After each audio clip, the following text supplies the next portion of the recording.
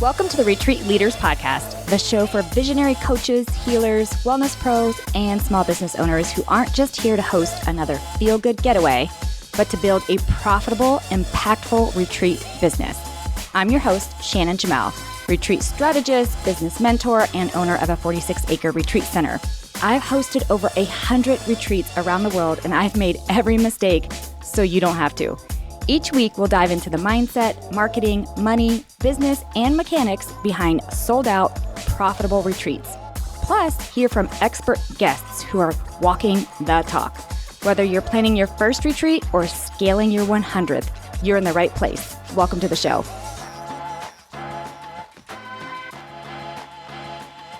Hey guys, welcome back to the Retreat Leaders Podcast. I am super lucky today because I get to interview someone for the second time, and I just adore her. Welcome, Dora, back to the show. Hello, everyone.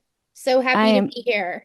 Yes. So the last time Dora and I recorded, it was in Champagne, France. And so this is not Champagne, France. We are both in our respective states. Dora is in Ohio, and I am in Texas, where we are what we call home base.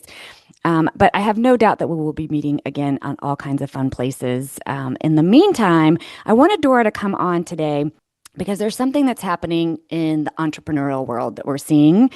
It's really not that new, but there's a lot of just noise about it. And so one of the things that we kind of want to focus on is summits and learning forums and gathering spaces and, just places that people come together ideally to elevate their business or elevate their self-growth or the combination of the two, typically as a learning environment. But Dora, one of the things I've noticed, like with your posts and you've noticed with mine and just the feedback we're getting is how, discernment, I guess we could call it, discernment on what is a true productive time, productive use of time, I don't know, productive use of time and money, and how can they discern through the noise of everything that's being shared? And all of a sudden there's new experts showing up in all these different spaces and saying, hey, I can teach you all this stuff. Come and gather with me. Anyway, what are your thoughts on all of this? I have so many thoughts, but I'll start with I wasn't blind to it. So I knew I was going into this space this year hosting an in-person large forum. And when I say large, for me, 250 people in one room is large when I'm hosting retreats with less than 15 and working with clients one-on-one. But I didn't go into it blind. I knew that there was going to be a lot of noise to literally hurl through and jump through and trudge through, and that's exactly what's happening. But I'm actually finding that more and more the people that are making decisions on where they're deciding to spend their time in 2026, they really are they are using discernment, but it's also causing us, the hosts and the leaders of these events, to have to stand out in ways where, we're not just leveraging our, hey, because my Enneagram is this, you should come here because your Enneagram is that. We can't use just the Enneagram or, ooh, I'm going to have a quantum leap. I bet you're going to have a quantum leap too. We can't just use content and copy. We have to really show credentials, credibility, and visibility in a way that we have to actually disrupt. We're in a scene right now where if you're making choices to attend places, you have been burned and you're either you're not going to go back, or if you do, you need, we have to show the proof is in the pudding. We have to prove to these people, the people that we want there, that they're going to get an actual ROI and not just big promises and shiny, smoky mirrors. So one of the things, and I'm curious if you agree, that I noticed why this has become more difficult, or why people are questioning more, as they should, or why it's just hard to discern through the noise, is the growth of this industry exploded during COVID. The coaching industry, the small business entrepreneur industry, the holding space for people industry, the online coaching, all of this stuff, if you will, the areas that you and I both are in, really exploded. I mean, I know so many thousands and thousands of people left their corporate job one, maybe they were forced to, maybe they got a choice to, who knows? But during COVID, there was a lot of that, and decided to go and pursue their passion, which is beautiful, by the way. That's, Dora, you did it at one point. I did it at one point. That I think it's a beautiful thing. But because of that, that means it's kind of like when the real estate market's doing really well, you don't notice, the number of realtors. And when the real estate market's not doing well, all of a sudden the realtors are like all over the place. And the ones who really didn't do the work start falling off. Well, that's what we're seeing now. We're well enough past COVID that we're seeing a lot of these entrepreneurs or coaches, and they're saying things that, just like you said, it feels very smoke and mirrors. It feels very smoke and mirrors. It's like, okay, you're in this space. I love it. Prove it. Like, what have you done? Why should I come to your thing? Because one of the things, Dora, I'm not a fan of, even though I'm a big fan of gathering spaces, I'm not a fan of coming to learn from someone who hasn't done what I want myself Right. to do. Does that make sense? Yes. Yes. So the truth that this is the truth. The truth is, I would say 75%, at least 75% of of my audience, the women that are building businesses, leaving corporate, following their passion, right? 75% of them come to me after they have spent at least $50,000 on programs over the last 5 years. And they have been so disillusioned that when they finally get to me, they're like, is this actually going to be for real? Like, can Yeah. you please show me that this is real?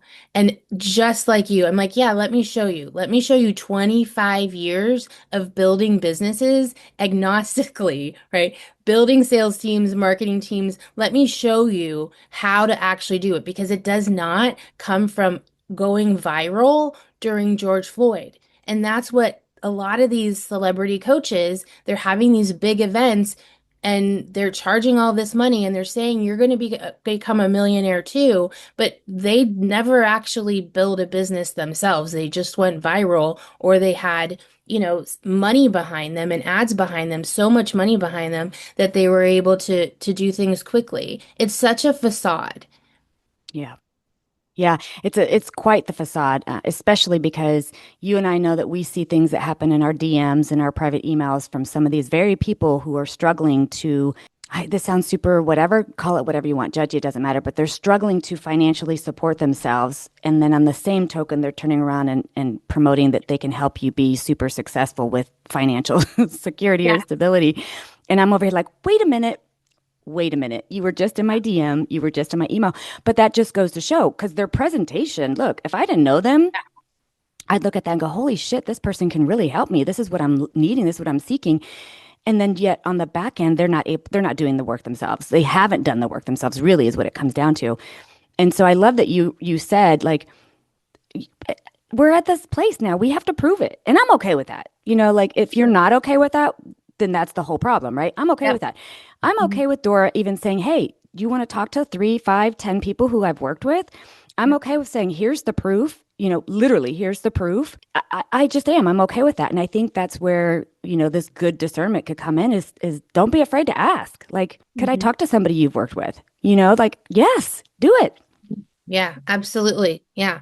I I also want to make sure that we are in a none of this is in honor of competition. There's no competition around it. It's just it is what it is. Like the grossness is the grossness, but it's not the competition so much as how do we make sure that we stretch our expertise, our true expertise, we stretch it together enough so we can get more power because I don't know if you know this, most of us do.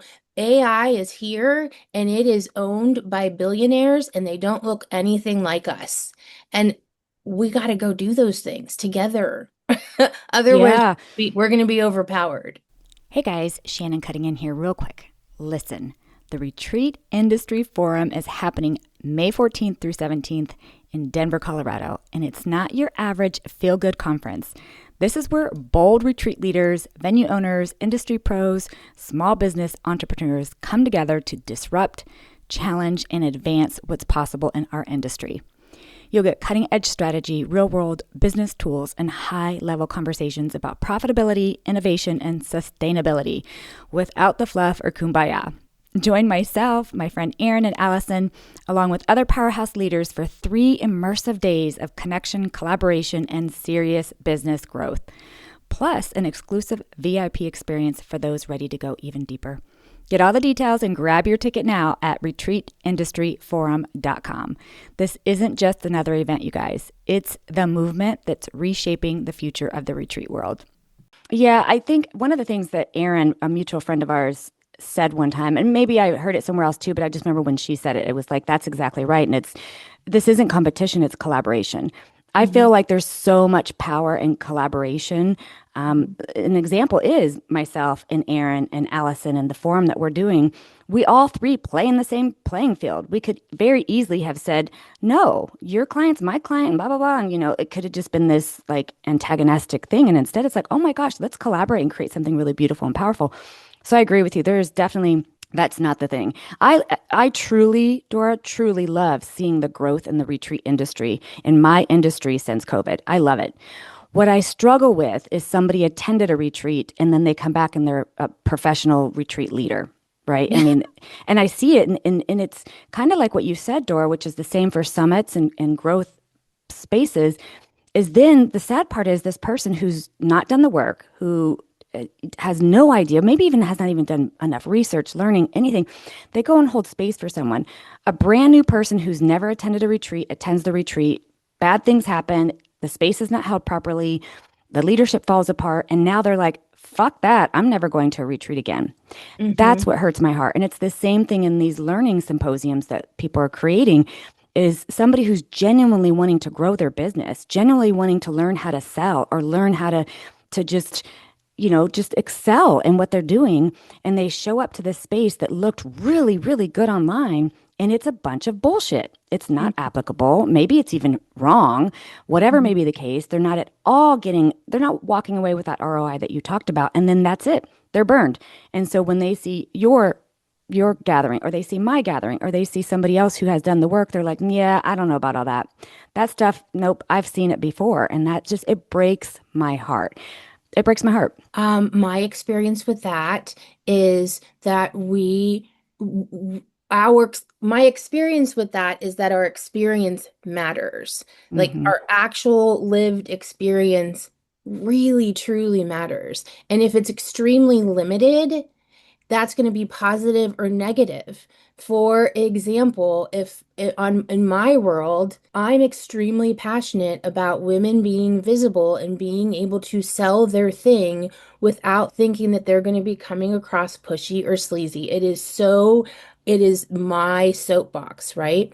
So, but I can only your experience, like you only know what you experience. So if you experienced really bad sales training, if you experienced really, really bad, like bro marketing techniques, if that's what you've experienced, then when you get to me, you're like, oh my God, no, somebody else has to sell. I can't sell. So I'm going to have to hire a team. I need to just lean on marketing. So I have to find a way to not have to live through that experience again, where I'm like, wait a sec. That's actually not how you sell. Like let's do it differently. But we can't until we have new experiences. And that's what we're bringing to people are those new experiences that are tangible, that are like this is what you do versus oh my God, you went through all of that. Now you have PTSD. Now you're afraid of giving us money to attend our thing to learn the thing that you actually need to do. Yeah, nope, 100%. So I'd love to talk about just some things that as an attendee you could be looking out for when you're trying to find the space that you fit in. We talked about already the experience of the host or hosts, right? Just Mhm. truly doing your research, really figuring out like how long have they been in the game. And I'm not saying that a brand new person can't have something to offer, especially if they've got a lot of business experience or entrepreneurial experience in one hand and maybe they're pulling it into a new realm, but they still have that old experience to lean on. I'm talking about somebody who literally, I don't even know how to word it, but you can, in my opinion, you could tell like they just are brand new into the scene. They did one thing, and they think it's really good and now they're going to share it. I mean, I see this all the time, by the way, all the time, right? So experience. Don't be afraid to ask for testimonials. Don't be afraid to ask for references. Hmm. First, seek testimonials. Do they have them on their website? Video testimonials. Do they have true Google reviews? Do they have true published online reviews through a third party site? So that's first. And then the second thing is don't be afraid to ask for references. I'm And not the only. I'd add on that initial research, look beyond the keyword posts. So just Mm, because it says comment beyond for my event and there's 1,000 beyonds, look beyond that because that doesn't mean it's going to be the event that you're going to actually walk away with something. yeah, love that. The other thing is just alignment with personality. This sounds super funny, but this is not necessarily in the same realm that we're talking about. But since we're giving tips for attendees on what they should be looking for, is their personality, their teaching style, their messaging does it feel aligned for you? Do you go to their information and right away are like, oh, I kind of agree. I don't know, oh, I don't know if just feel that alignment out. Now, I will caution on this though. If it feels challenging, that might be exactly what you need. In other Mhm. words, Dora, like you said, there are a lot of women who just think they cannot sell, because they were either witnessed or sold to or taught that bro marketing, hard push, relentless, just in your face, whatever. And so they're just like, nope, nope, I'm not, But if they're listening to you and they're watching your messaging and it feels like, oh, there's this nudge, like maybe I could, but it feels scary, but maybe I could, that's different. Mhm. Right? That's different.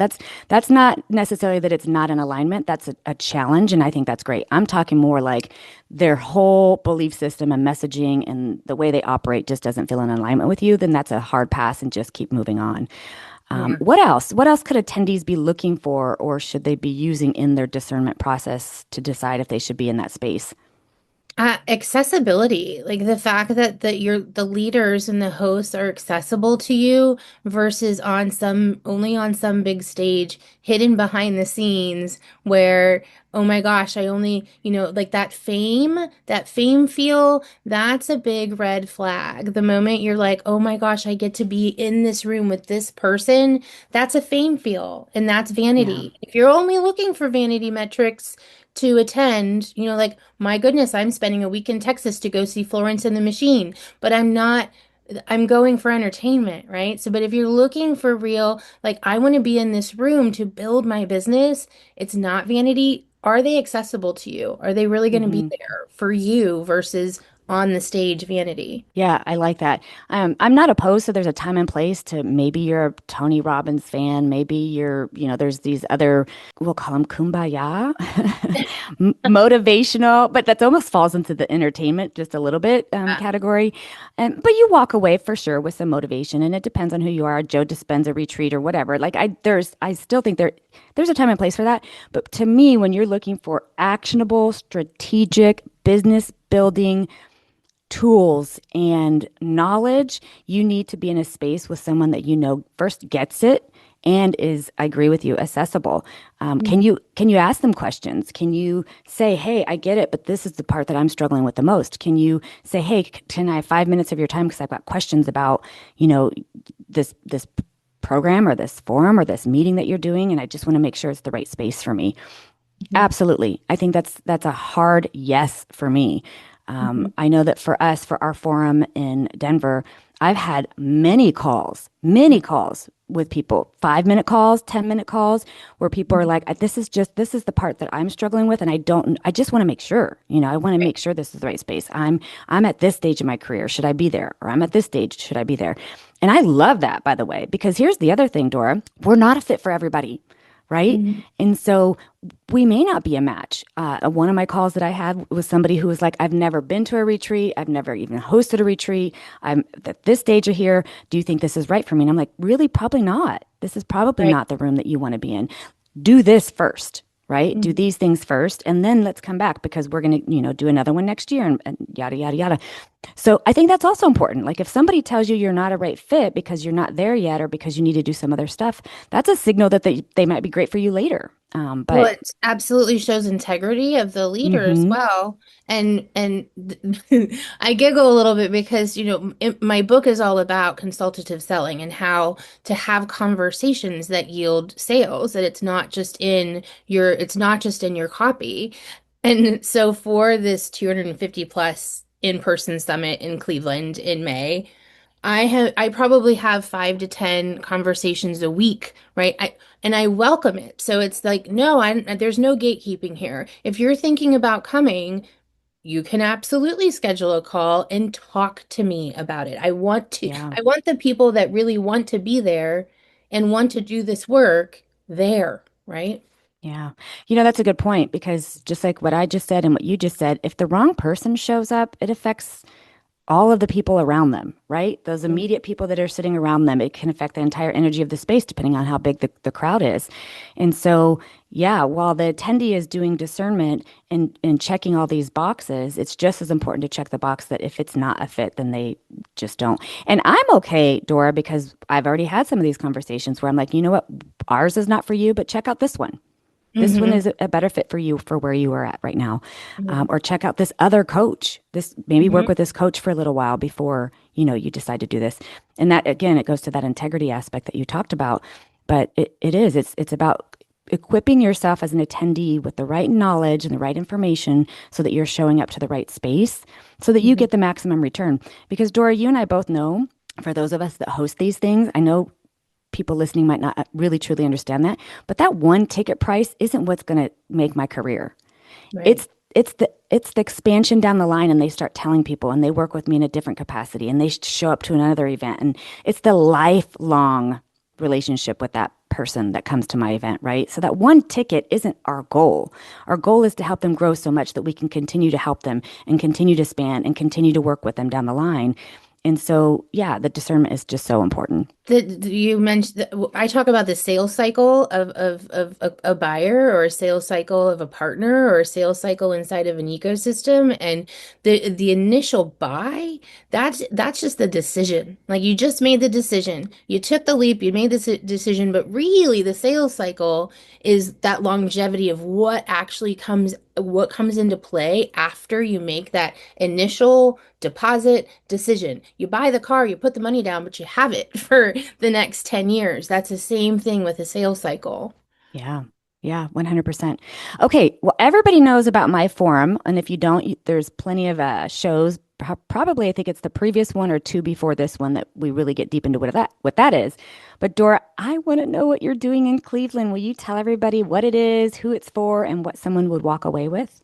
I sure will. So a couple of years ago, my book, The Heart Cell, was published, and it is now USA Today bestselling book, and it's all sales training. So when I launched this book, when I published this book, I had no idea that women would be flocking all over me saying, "I don't know how to sell, and I don't want to sell, and sales is scary, and all these people are teaching me how to sell, but I'm terrified." And so it was perfect timing when the book came out to say, let me go start speaking on the curriculum. And so I started going to conferences and going places and all the way to Iceland, to France, to New York City, touring with this book. And then this year, I was like, why don't I bring it to my hometown? Why don't I bring the curriculum to my hometown of Cleveland? So May 29th and May 30th, I'll be hosting the Heart Cell Signature Summit in person. And it is a day of learning instead of a day of motivational speaking. Now, I know people also like to be entertained. So I will have a keynote there. I'm not announcing it yet. Actually, I can announce it because this won't be published, or this won't go live. The episode. So the keynote speaker will be Amy Lacey. Look her up; she's amazing. And then the rest of the day is going to be the Heart Cell curriculum, where I'm going to really teach you how to walk someone down a path to see if there's an opportunity for you to solve a problem. I'm going to give you a sales process. I'm going to give you the roadmap that's inside the Heart Cell. So that's truly the event, and it's and early bird tickets are on sale. They're only on sale through March 1st. So if this goes live, we may be past that early bird sale. Yay. Okay, I just want to share real quick. I've been in the business for a long time. And before I was in entrepreneur and a small business owner, I worked in corporate and I worked at corporate sales. And so I was somewhat, even though I really try to be open-minded, I was one of those people that's like, I know all the things, Mm. you know? And then I met Dora at the Champagne, France retreat and I got her book. And I was like, son of a bitch. And then she did a workshop. And I was like, well, sus, shit. Like, good. You guys, I'm not just saying this because Dora's my friend. I swear I'm not just saying it. You are going to learn some stuff that you didn't even know you needed to learn.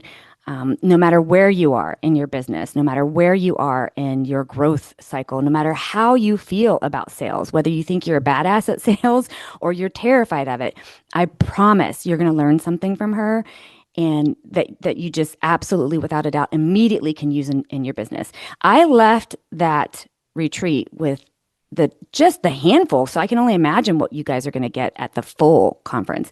Just a handful of tips and tools, and it immediately allowed me to sell out my London workshop that I Mm. had never done before. I had never done a business building workshop in another country and tried Mm. to sell it. And Dora, because of your techniques and what I learned from you in your book, that's literally how I closed and sold out the entire event. So highly, highly recommend.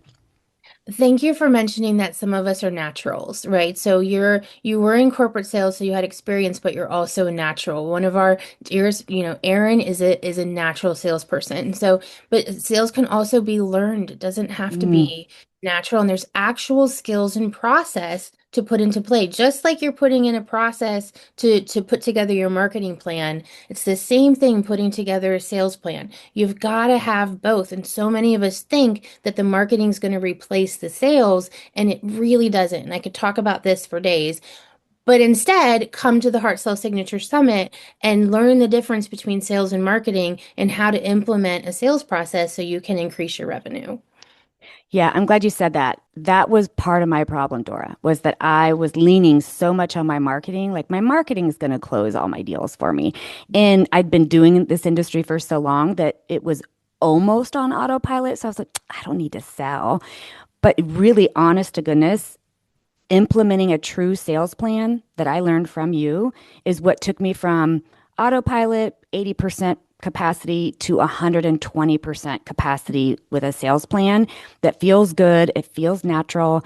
And like I said, not only was I able to sell out something I had never done before, but even my retreats, which, again, I had in my head, well, they mostly sell themselves. Oh my gosh. Like I have wait lists now. I have Mm. over bookings now.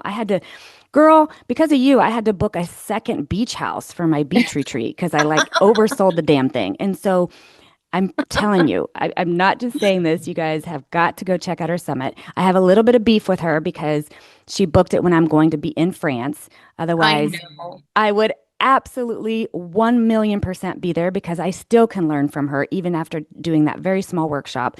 And I plan to absolutely be at the next one that she does. So her information will be linked in the show notes, including the link for tickets. I don't know if the early bird will still be there, but it doesn't matter. You're going to want to grab your ticket. Dora, is there anything else that you want to share before we wrap up? I love hanging out with you. We will see each other. We'll be together in May at your forum, which I Yes. can't wait for, and even sooner than that. So, but thank you for having me again. Thank you for being here, Dora. And thank you for helping women. And I think even indirectly men with, feeling confident that they can sell and sell in a way that feels natural and beautiful and fruitful. So thank you for the work you do. Thank you. Thanks for tuning in to the Retreat Leaders Podcast. If you love this episode, please make sure to subscribe, leave a review, and share it with your retreat besties. Want more support? Grab free resources at theretreatleadersplaybook.com. Until next time, lead boldly, serve deeply, and retreat profitably.